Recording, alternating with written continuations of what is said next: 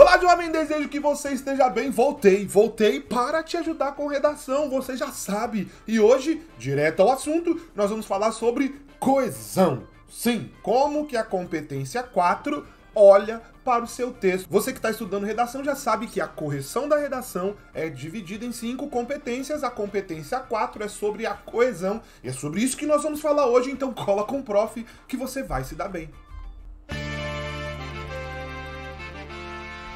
Eu sou o professor Anderson Lopes, esse é o Redação Pública. A redação pra quem? Pra quem acha que coesão é um bicho de 7 cabeças, tá certo, é sim. É impressionante o grau de maldade que vocês têm. Tô brincando, não é não.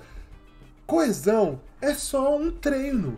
Pra você deixar uma ideia coesa, você precisa simplesmente treinar. Só isso. Não me diga. Só tudo isso. Mas calma, eu vou te ajudar. Mas antes, é claro, eu te convido a se inscrever aqui no canal. Inscreva-se, ajude esse canal pequenino a ajudar mais pessoas. Se for importante pra você, se te ajudou, as dicas que eu vou dar nessa aula, de repente vai ajudar mais pessoas. Você se inscrevendo, você fala pro YouTube que essa ajuda é importante pra mais pessoas, tá certo? Então eu te convido a se inscrever aqui no Redação Pública. Hoje nós vamos abordar a avaliação da coesão textual nas redações do Enem. E entender como que essa matriz de referência aí da competência 4, ela se destina a avaliar a capacidade do participante demonstrar o quê? Conhecimento dos mecanismos linguísticos. Olha só, mecanismos linguísticos são esse tipo de palavra que liga uma oração a outra, um período a outro, uma ideia a outra, para você continuar dando fluidez ao seu texto. Esses mecanismos linguísticos são necessários aí para a construção da argumentação. Texto dissertativo argumentativo é o tipo de texto cobrado no Enem, você já sabe disso. Então, isso significa o quê? Que nessa competência nós analisamos se o participante aí, ele usa os recursos coesivos para articular os enunciados do seu texto. Enunciado são as partes, enunciados os períodos. Você está enunciando algo, tá conectando, tá vendo coesão sobre isso? É sobre isso que a competência 4 fala. Ih, rapaz. Quando a gente coloca isso, a gente começa a apresentar essa temática refletindo sobre como alguns textos têm mais coesividade do que outros, tá certo? Então, para você poder ter uma ideia, basta você pegar um texto em que é nota 1000 do Enem e um texto que é poético. De repente, a necessidade da coesividade entre esses dois textos é diferente, não é? É verdade. Quer dizer, às vezes não. De repente não. Naturalmente é. Quando a gente está falando de texto dissertativo argumentativo, tem um cuidado a ser mantido a cada linha. Por quê? Porque não é um texto poético, né? O texto dissertativo argumentativo é o texto que apresenta um tema de forma ampla, apresentando fatos, dados, opiniões e argumentos. Para isso acontecer, é necessário abordar a coesão do texto. A gente pode usar aí vários exemplos ao longo da vida. Só que quando você pensa em elementos que vão conectando uma frase a outra, estabelecendo relações aí de sentido, né? Do tipo a palavra e, ou a palavra pois, ou a palavra, ou a expressão desse modo, ou a conjunção mas, entende? Essas palavras, elas trazem um sentido em si, e esse sentido faz a diferença coesiva ao longo da linha. É isso que a gente tem que lembrar. Alguns teóricos vão chamar de argamassa textual a função que essas palavras exercem dentro do texto.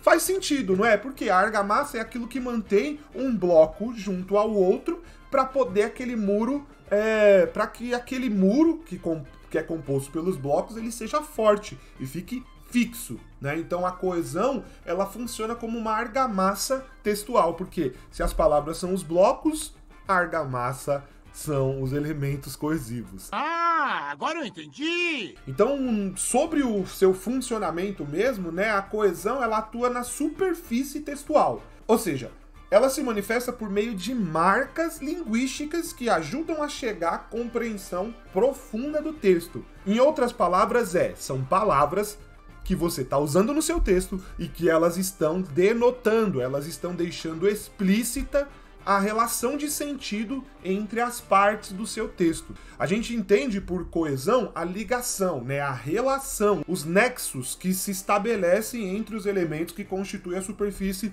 textual, né? Isso é uma citação de Koch e Travaglia. Então, perceber que ao contrário da coerência, que ela é subjacente, a gente vai falar isso em outras aulas, porque a coerência ela é abordada pela competência 3.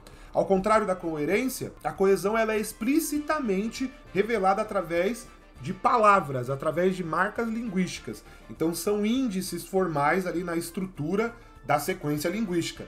E isso é superficial no texto. Não é superficial no sentido metafórico, é superficial porque você vê. São palavras que estão sendo usadas e que dá um caráter linear, uma vez que se manifesta na organização sequencial do texto, tá certo? Então você tem que levar isso em consideração. A sequência, a organização sequencial do texto é avaliado pela competência 4, está na matriz de referência da competência 4. Tem uma linguista, Ingrid Koch, que ela fala que a coesão é o modo como os elementos linguísticos presentes na superfície textual se encontram interligados. Isso acontece por meio de recursos também linguísticos. Que demais! Palavras que são ligadas por outras palavras, formando sequências que veiculam sentido, que levam sentido. Nossa! Quando a gente faz essas considerações iniciais aí sobre a coesão textual, a gente acaba relembrando o tipo de texto proposto pela prova do Enem, o dissertativo argumentativo. Dissertativo, apresentar um tema de forma ampla, argumentativo, trazendo fatos, dados, opiniões e argumentos. Tá me acompanhando, jovem? Tá me acompanhando? Se você tá me acompanhando, eu vou te convidar, obviamente, a conhecer o método Redação 4 Passos. É o meu método de ensino de redação. Se você tá entendendo como eu tô te ensinando aqui, com certeza você vai entender aqui no método, onde aqui no site, né, o link tá aqui embaixo na descrição, tem as informações sobre o método, mas o mais importante, eu vou dar spoiler do preço. Você vai receber um método que tem mais de 60 aulas, que tá saindo por R$49 e não é por mês, é R$49 o preço único, tá certo? Então, só vou falar isso e falar também que você tem acesso a bônus e acesso a uma correção. Além disso, você pode escutar um dos podcasts aqui para entender o meu estilo de ensino, além de acessar a garantia. Se você, de repente, entender que não é o que você estava procurando, o que eu acho difícil, por esse preço e pelo tanto de coisas que eu estou te entregando, você pede seu dinheiro que, sem burocracia nenhuma, a gente devolve para você, tá certo? O mais importante é você ser ajudada com redação, beleza? Voltando aqui para a aula, o que a gente tem que levar em consideração agora? Como você só tem 30 linhas para você dissertar sobre um tema aí de relevância social, o uso dos elementos linguísticos é essencial, porque eles acabam sendo responsáveis pela combinação das ideias, tá? Ele acaba sendo responsável por fazer o texto avançar na formulação dos seus argumentos. Você precisa fazer os seus argumentos serem desenvolvidos, você precisa aprofundar. E muitas vezes são essas palavras, esses mecanismos linguísticos, essa argamassa textual que vai fazer isso com o seu texto, tá bom? Então é necessário que você faça uso adequado e diversificado desses elementos linguísticos. O que eu tô falando? Você não pode ficar repetindo elementos linguísticos. Se você usou um mas, você não vai poder usar um mas de novo.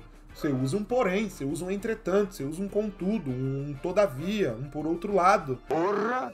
Tudo isso? Você precisa adequar o emprego, desses elementos linguísticos à necessidade, ao uso. Tá me acompanhando, jovem? Se você tá me acompanhando, é isso que eu tenho que dizer. A matriz de referência da competência 4, ela tá querendo a fluidez do texto e ela tá querendo uma diversificação, uma diversidade no uso desses operadores linguísticos. Se você não entendeu ainda o que é operador linguístico, sabe daqui, meu! São palavras que causam essa fluidez no texto. Conjunções e preposições principalmente, tá bom? Aí se você não sabe o que é conjunção ou preposição, volta umas casas, vai ver aqui outras aulas que eu tenho aqui no Redação Pública, tá certo?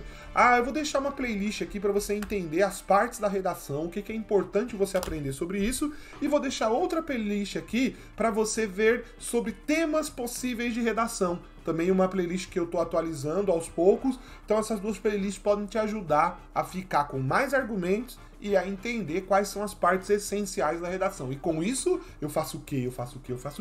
Eu agradeço pela sua atenção e até breve.